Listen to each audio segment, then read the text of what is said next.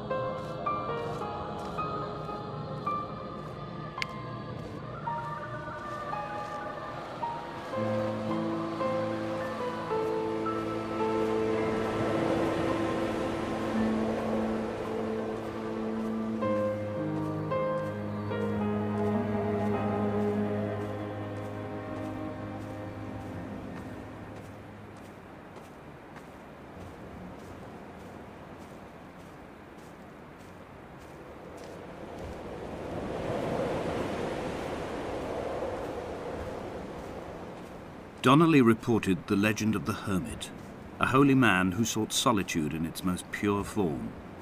Allegedly, he rode here from the mainland in a boat without a bottom, so all the creatures of the sea could rise at night to converse with him. How disappointed he must have been with their chatter. Perhaps now, when all that haunts the ocean is the rubbish dumped from the tankers, he'd find more peace. They say he threw his arms wide in a valley on the south side, and the cliff opened up to provide him shelter. They say he died of fever 116 years later. The shepherds left gifts for him at the mouth of the cave, but Donnelly records they never claimed to have seen him. I have visited the cave and I have left my gifts, but like them, I appear to be an unworthy subject of his solitude.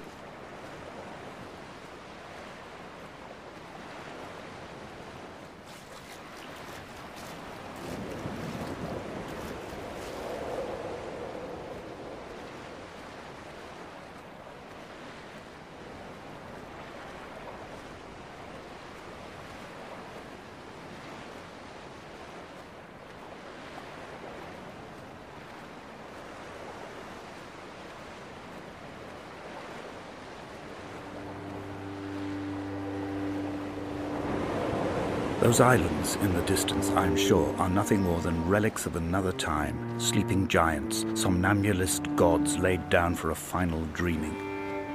I wash the sand from my lips and grip my wrist ever more tightly. My shaking arms will not support my fading diaries.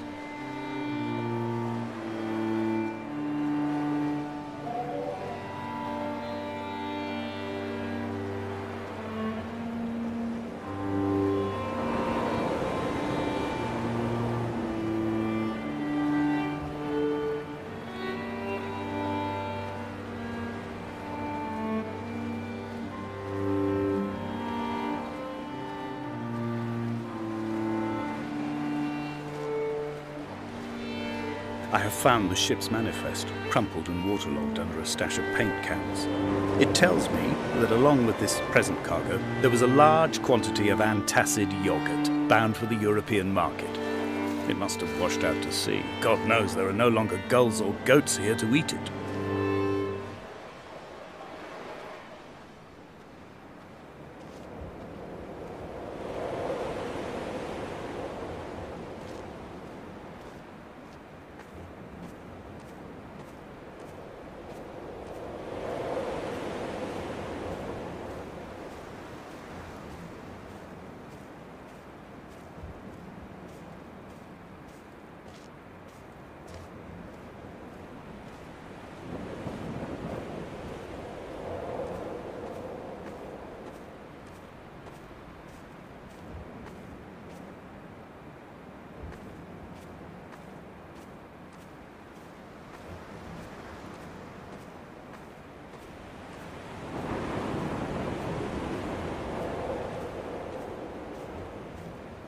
Donnelly's book had not been taken out from the library since 1974.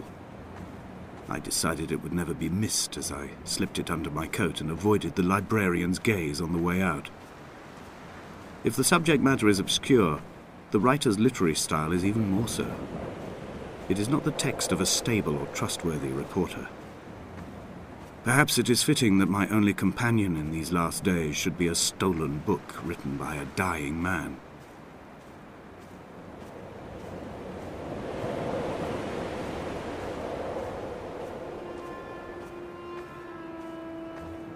When someone had died or was dying, or was so ill they gave up what little hope they could sacrifice, they cut parallel lines into the cliff, exposing the white chalk beneath.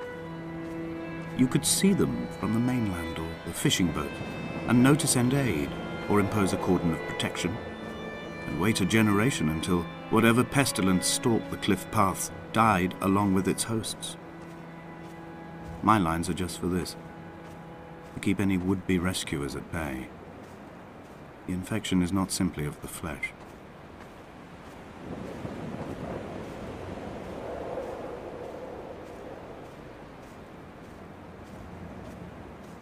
I quote directly, "A motley lot with little to recommend them. I have now spent 3 days in their company. That is, I fear, enough for any man not born amongst them. Despite their tedious inclination to quote scripture, they seem to me the most God-forsaken of all the inhabitants of the Outer Isles. Indeed, in this case, the very gravity of that term, forsaken by God, seems to find its very apex. It appears to me that Donnelly, too, found those who wander this shoreline to be adrift from any chance of redemption. Did he include himself in that, I wonder?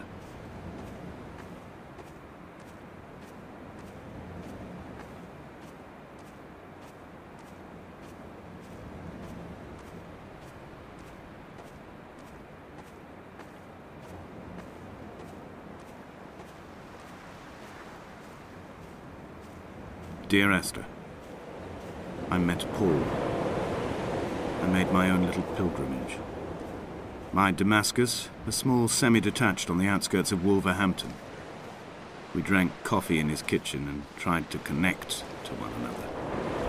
Although he knew I hadn't come in search of an apology, reason or retribution, he still spiraled in panic, thrown high and lucid by his own dented bonnet. Responsibility had made him old. Like us, he'd already passed beyond any conceivable boundary of life. This hermit, this seer, this distant historian of bones and old bread, where did he vanish to? Why, asked the farmers. Why, asked Jacobson. Why bother with your visions at all, if you're just to throw your arms up at the cliff and let it close in behind you and seal you into the belly of the island, a museum shut to all but the most devoted?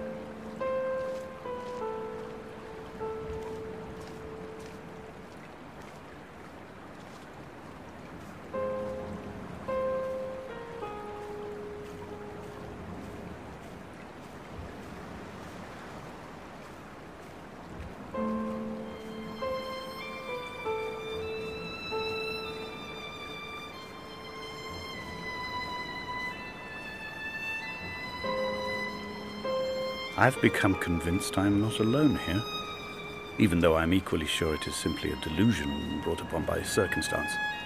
I do not, for instance, remember where I found the candles, or why I took it upon myself to light such a strange pathway. Perhaps it is only for those who are bound to follow.